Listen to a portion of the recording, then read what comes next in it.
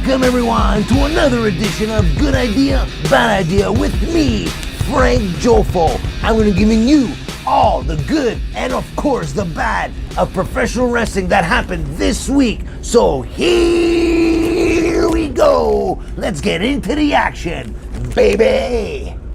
Cody Rhodes, you slick man. You came out and did a promo before your TNT Championship match on Wednesday night, AEW Dynamite, and you pulled one of these. I saw it. And you pulled one of these, and I saw that too. You're teasing the Four Horsemen. Now, I don't know what's going on, who will be in the Four Horsemen, but the Four Horsemen are coming to the AEW Dynamite team.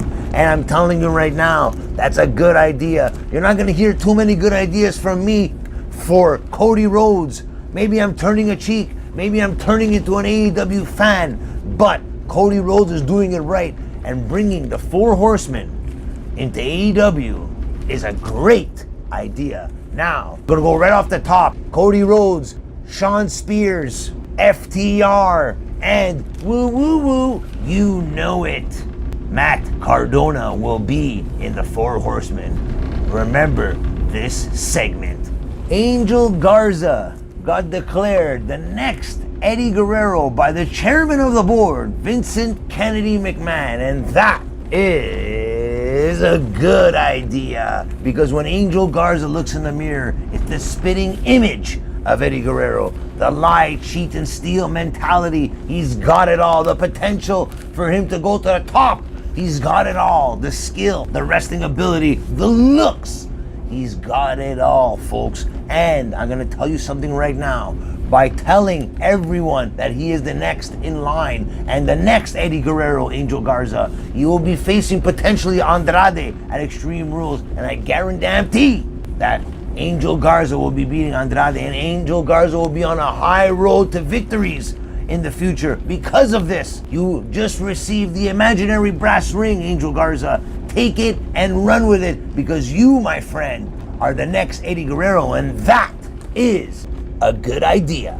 Unfortunately, this week, somebody got diagnosed with COVID-19, a wrestler at the Performance Center this week. And now they're thinking of bringing fans for the TV tapings for WWE.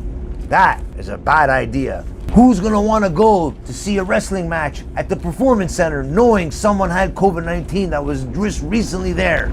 Now, precautions are getting taken care of. They're getting tested now every time. But why weren't they getting tested before? That was a bad idea. For some reason, AEW is testing wrestlers every single show. Why can't WWE?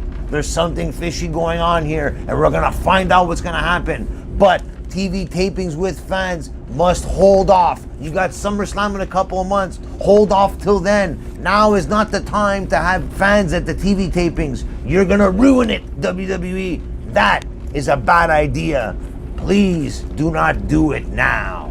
The tweet of the week goes to @Real Cobain, REALKOBAIN, one word, and it reads, how old were you when you learned wrestling was scripted, and how? Whoops. Sorry, kayfabe. Well, that's a good question, because years ago, the Royal Rumble, when Yokozuna threw out the Macho Man, I was freaking out. I was a big Macho Man fan, and I actually thought he was going to win that Royal Rumble. Yokozuna threw him out from his back, threw him over the top rope, and I was freaking out, screaming at the TV and everything. And then all of a sudden, my uncle walks in and goes, "What the hell's wrong with you, Frank? What the hell's going on? Calm down. You know it's fake. You know it's scripted." I cried for about 5 minutes, and then that was it. I kept watching more because I love pro wrestling. Screw you, Unc. Thanks, Real Cobain, for that tweet. Go follow him on Twitter. Christian is back on Monday Night Raw. Unfortunately, because of Edge getting injured against Randy Orton at Backlash last week. But the real reason, the reshooting, was unnecessary. That was a bad idea, WWE. You had to reshoot and reshoot because you had so much pressure on these two gentlemen to put on the greatest wrestling match ever. You didn't have to put pressure on these guys. They would have had a great match in itself, but you had to claim it as the greatest wrestling match ever. So you had to reshoot. You didn't like this, you didn't like that. Pathetic. Edge gets injured in the meantime.